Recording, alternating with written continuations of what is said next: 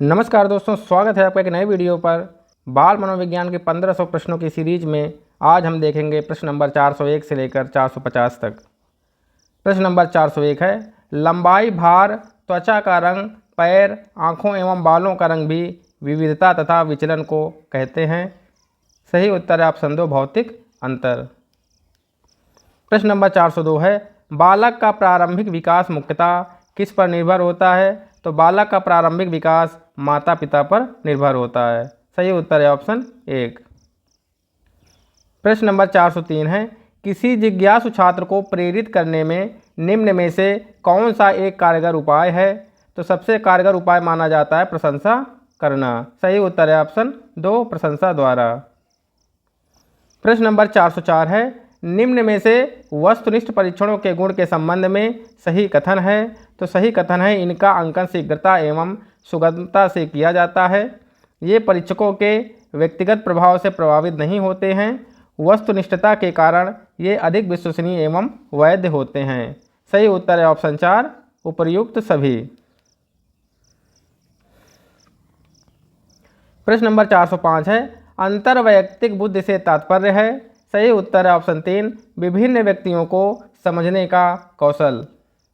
प्रश्न नंबर 406 है, शिक्षण अधिगम प्रक्रिया की दृष्टि से एक अच्छा शिक्षक वह है जो सोचता है कि बातचीत को सीखने के संसाधन के रूप में उपयोग किया जा सकता है। सही उत्तर है ऑप्शन 4। प्रश्न नंबर 407 है, प्रयोजन विधि के प्रतिपादक हैं?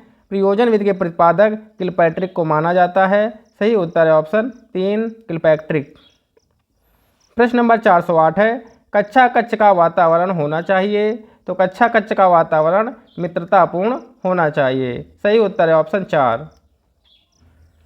प्रश्न नंबर 409 है, लॉरेंस कोहल वर्ग के सिद्धांत में कौन सा स्तर नैतिकता की अनुपस्थिति को सही अर्थ में सूचित करता है? सही उत्तर है ऑप्शन 3, स्तर फर्स्ट।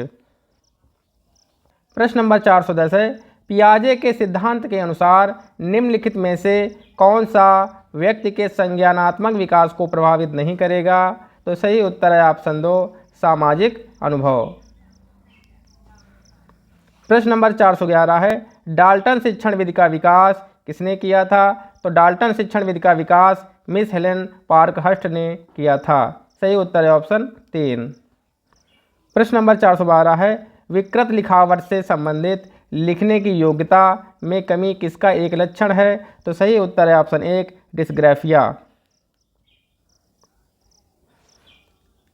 प्रश्न नंबर 413 है, वायगोत्स्की तथा पियाजे के परिप्रेक्ष्यों में एक प्रमुख भिन्नता है?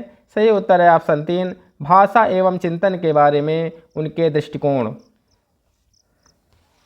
प्रश्न नंबर 414 है, शिक्षार्थी वैयक्तिक भिन्नता प्रदर्शित करते हैं, अतः शिक्षकों को। सही उत्तर है ऑप्शन 4, सीखने की विविध अनुभवों को उपलब्ध कराना चाहिए।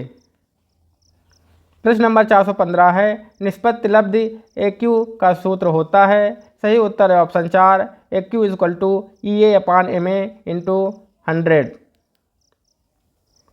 प्रश्न नंबर 416 है, निम्नलिखित में से कौन सा वस्तुनिष्ठ प्रश्न है? तो सही उत्तर है ऑप्शन 3, सत्य या असत्य। प्रश्न नंबर 417 है, एक शिक्षक प्रश्न पत्र बनाने के बाद यह जांच करता है कि क्या प्रश्न परीक्षण के विशिष्ट उद्देश्यों की परीक्षा ले रहे हैं। वह मुख्य रूप से प्रश्न पत्र के रिक्त स्थान के बारे में चिंतित है। सही उत्तर है ऑप्शन 4, वैधता। प्रश्न नंबर 418 है, शिक्षार्थी वैयक्तिक भिन्नता करते हैं, अतः शिक्षक। सही उत्तर है ऑप्शन 1, सीखने की विविध अनुभवों को उपलब्ध कराना चाहिए। प्रश्न नंबर 419 है, निम्नलिखित में से कौन पुनर्बलन का उदाहरण है? तो सही उत्तर है ऑप्शन 4, सुनील, तुमने सही कहा। प्रश्न नंबर 420 है, अधिगम प्रक्रिया में किसकी भूमिका सर्वोपरि होती है? तो सही उत्तर है ऑप्शन 3, शिक्षक की भूमिका। प्रश्न नंबर 421 है, जिन बच्चों में उपलब्ध अभिप्रेरणा अधिक होती है उनके माता पिता प्रायः ऊंचे मानदंड स्थापित करते हैं। सही उत्तर है ऑप्शन 3। प्रश्न नंबर 422 है, कौन सा अभिप्रेरणा का आंतरिक स्रोत नहीं है? इस प्रश्न का सही उत्तर है ऑप्शन 4, प्रतिद्वंदिता। प्रश्न नंबर 423 है, मानव व्यक्तित्व परिणाम है? सही उत्तर है ऑप्शन 2, आनुवंशिकता और वातावरण की अंतःक्रिया का।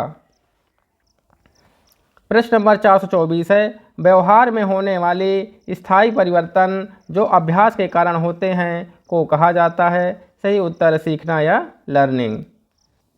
प्रश्न नंबर 425 है, निम्नलिखित में से कौन सा कारक स्मृति से संबंधित नहीं है? तो अनुभूति जो कारक है वो स्मृति से संबंधित नहीं है। सही उत्तर है ऑप्शन 4। प्रश्न नंबर 426 है, मैस्लो के अभिप्रेरणा सिद्धांत को कहा जाता है? तो मैस्लो के अभिप्रेरणा सिद्धांत को आवश्यकता का सिद्धांत भी कहा जाता है। सही उत्तर है ऑप्शन 1, आवश्यकता का सिद्धांत। प्रश्न नंबर 427 है, मनोवैज्ञानिकों के अनुसार बुद्धि है सीखने की क्षमता, अमूर्त चिंतन की योग्यता। इस प्रश्न का सही उत्तर है ऑप्शन 3, कथन 1 और 2 दोनों। प्रश्न नंबर 428 है, नैमित्तिक अनुबंधन में पहले सरल अनुक्रियाओं को अधिगम द्वारा जटिल अनुक्रियाओं के अधिगम का प्रक्रम कहलाता है? सही उत्तर है ऑप्शन 2, कार्यक्रमित अधिगम।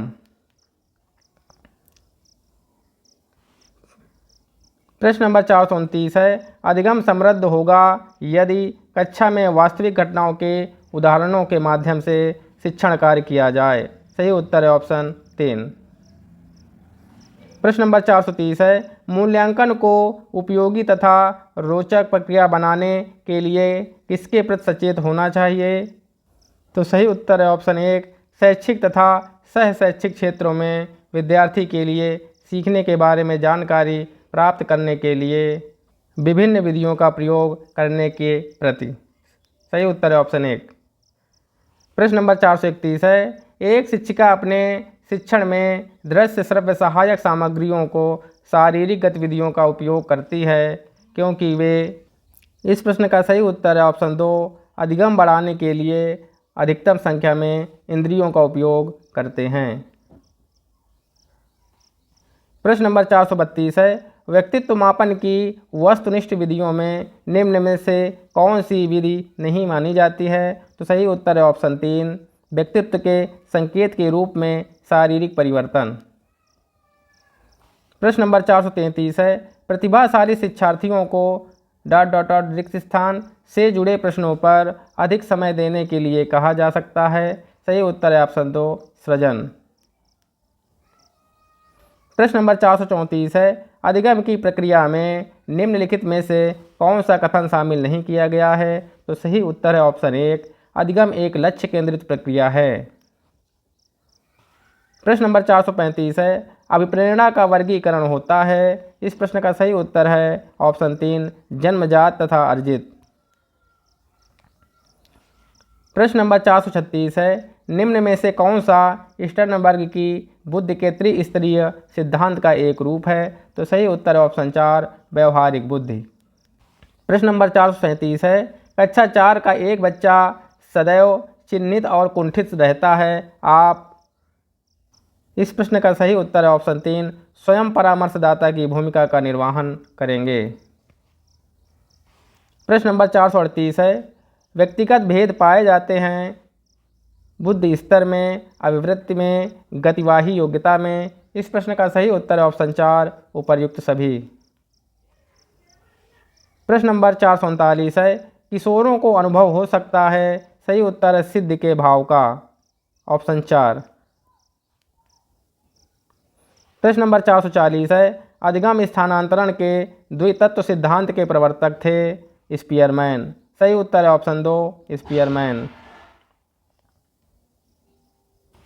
प्रश्न नंबर 441 है, सशक्त अभिप्रेरणा सीखने का प्रभावशाली घटक है? सही उत्तर है शीघ्र सीखता है, ऑप्शन 3। प्रश्न नंबर 442 है, आपको अपनी कक्षा में 2 मंदबुद्धि बच्चों को बैठाने के लिए बोला गया है, आप। इस प्रश्न का सही उत्तर है ऑप्शन 3, ऐसे विद्यार्थियों को सिखाने की तकनीक सीखेंगे। प्रश्न नंबर 443 है, क्रियात्मक अनुसंधान के संबंध में निम्न में से कौन सा कथन सही नहीं है? तो इस प्रश्न का सही उत्तर है ऑप्शन 2, व्यापक स्तर पर निर्णय लेने के लिए सूचना संकलन का कार्य इसमें किया जाता है।